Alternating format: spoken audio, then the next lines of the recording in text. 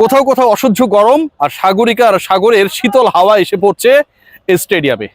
বাংলাদেশ দল, যেই দলটা সবশেষ টি-20 বিশ্বকাপে খেলে নাই, যেই দলটা নিউজিল্যান্ডের বিপক্ষে প্রথম টি-20-তে কিছুক্ষণ আগে জয় রেজিস্টার করলো, যেই বাংলাদেশ দল টি-20 খেলতে নেমেছে প্রায় 150 দিন পরে, রিয়েলি প্রায় 150 দিন পরে, স্পেসিফিক নাম্বারটা যদি বলি সেটা হচ্ছে 146। যেই দলের শেষ পর্যন্ত সর্বোচ্চ স্ট্রাইক রেটে ব্যাট করা ব্যাটার শামীম হোসেন পাটোয়ারি 13 বলে করলেন 31, 288 স্ট্রাইক রেট, কোনো ধরনের খেলার মধ্যেই অলমোস্ট বিপিএল এর পর ছিলেন না।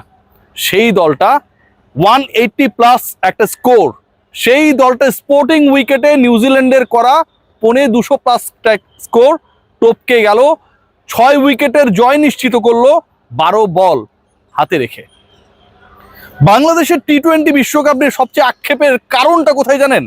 যে এই দলটার মধ্যে এমন কিছু ক্রিকেটার রয়েছে যারা আসলে ডানে বামে চিন্তা করে না।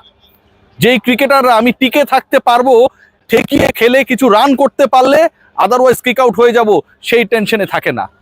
যেই দলের ক্রিকেটাররা লক্ষ্যটা যাই হোক না কেন, জাস্ট একটা এক্সাম্পল যদি দেই, যে লাস্ট 10 ওভার্সে বাংলাদেশের জয়ের জন্য দরকার ছিল 106 রান, হাতে ছিল 7 উইকেট, দুজন ওপেনার আউট হয়ে গেছেন, সাইব এবং তামিম, তারপরে লিটন কুমার দাস, তিনিও বেশিক্ষণ টিকতে পারেন নাই।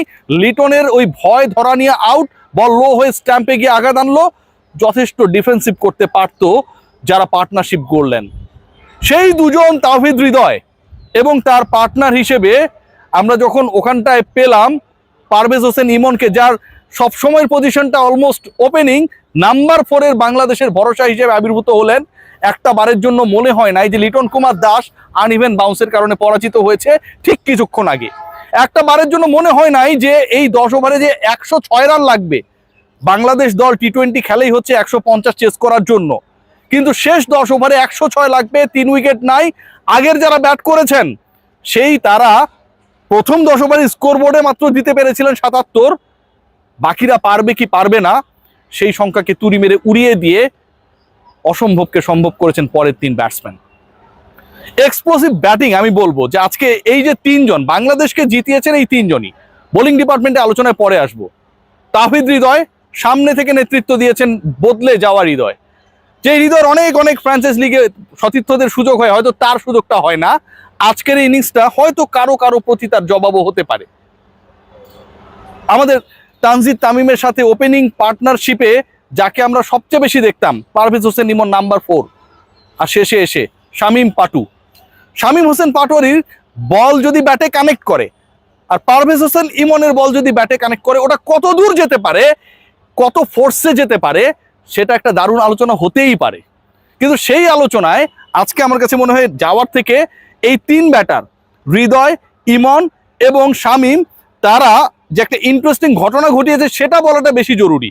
খেয়াল করে দেখবেন লিটন দাসের আউটের পরে যে পার্টনারশিপগুলো গ্রো করলো, তাওহিদ হৃদয় 27 বলে 51 করলেন, অপরাজিত থাকলেন, স্ট্রাইক রেট 188 স্ট্রাইক রেট। কিন্তু এই 188 স্ট্রাইক রেটে ব্যাট করা তাওহিদ হৃদয় ছক্কা মেরেছেন 3টা, 4 মেরেছেন 2টা, মানে তার ছক্কা মারার রেশিওটা 4-এর থেকে বেশি। 60% স্কোরিং, মানে বাউন্ডারি শটগুলো হচ্ছে ছক্কা। একইভাবে পারভেজ হোসেন ইমন 14 বলে 28 করেছেন। 14 বলে 28 শুনলে মনে হতে পারে যে কতগুলো না 6-4 মেরেছেন, 1টা 4 মেরেছেন, 2টা ছক্কা মেরেছেন, 3টা শট খেলেছেন, 1টা 4 2টা ছক্কায় 14 রান করেছেন 3 বলে।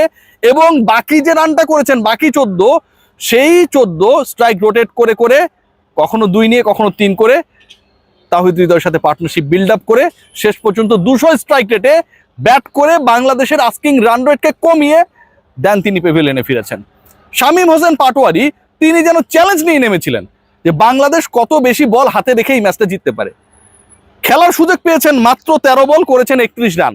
আমি কেন এই 3 জনকে নিয়ে বিশেষ আলোচনা করছি, কারণ উপরে যদি আমরা তাকাই তাহলে যেই ছেলেটা সবচেয়ে বেশি এক্সপ্লোসিভ ব্যাটিং করেছিল সবশেষ ওয়ানডে সিরিজগুলোতে, সেই তানজিদ হাসান তামিম আজকে করেছেন 25 বলে 20, টি-20-তে 80 স্ট্রাইক রেট। আমি তাকে দোষ দিচ্ছি না, বল ব্যাটে কানেকশন হয়নি, আজকে তার ডে খারাপ ছিল।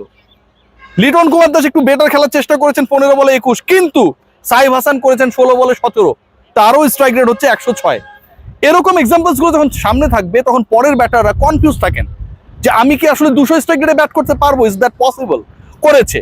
শেষ 3 ব্যাটসম্যানের তাহিদ হৃদয় 188-তে করেছে, পারভেজ হোসেন ইমন করেছেন 200 স্ট্রাইক রেটে, শামীম হোসেন পাটোয়ারি করেছেন 288 স্ট্রাইক রেটে। মানে যত নিচে নেমেছে স্ট্রাইক রেট বেড়েছে, তত বেশি আমার কাছে মনে হয় প্রতিপক্ষের উপর আগ্রাসী হবার যে প্রবণতা ক্রিকেটারদের সেটা বেড়েছে।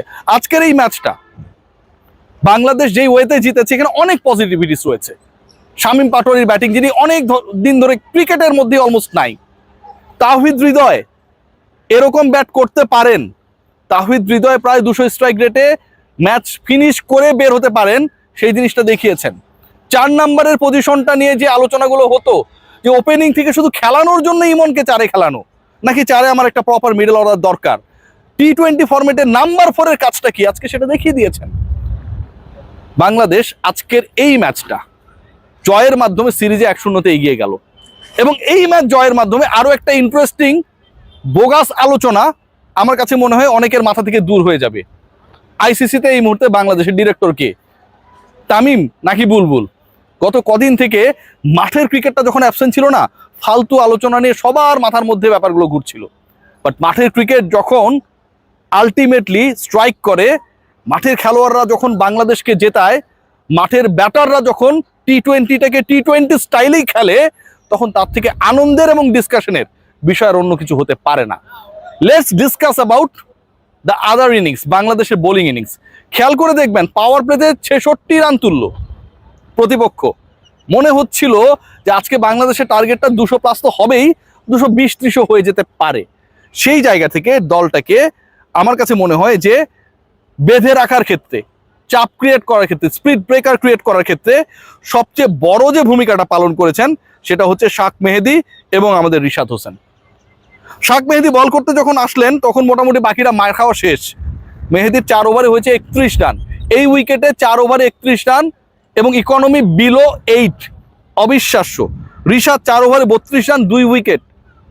এবং এই ম্যাচে রিশাদের বলে ক্যাচেস মিস হয়েছে, লিটন কুমার দা স্ট্যাম্পিং মিস করেছে, সহজ ক্যাচগুলো মিস করা, ক্যাচ মিস মানে ম্যাচ মিস, এই যে একটা প্রবণতা এবং সেটা ঘটার একটা বড় চান্সেস ছিল, সেই প্রত্যেকটা জিনিসকে আলটিমেটলি বাংলাদেশের শেষ 3 জন ব্যাটার 188, 200 এবং 288 স্ট্রাইক রেটে ব্যাট করে তাহিদ হৃদয়, পারভেজ হোসেন ইমন এবং শামীম হোসেন পাটোয়ারি রিয়েল এক্সপ্লোসিভ টি-20 ব্যাটিং করে 20 ওভারের টার্গেট 18 ওভারে অ্যাচিভ করেছে বাংলাদেশকে। বাংলাদেশ যদি আগে ব্যাট করতো অথবা টার্গেটটা যদি 210 হতো, আমি ড্যাম শিওর বাংলাদেশ তবুও এই ম্যাচটাই জিততো। Thanks to all the cricketers যারা 146 দিন পর একটা টি-20 ম্যাচ খেলতে নেমেছে, যারা এতদিন পরেও খেলতে নেমে একটা বারের জন্য এখানটায় প্রমাণ করেনি তাদের স্কিলে বিন্দু মাত্র মরচে ধরেছে। সবাই ভালো থাকবেন।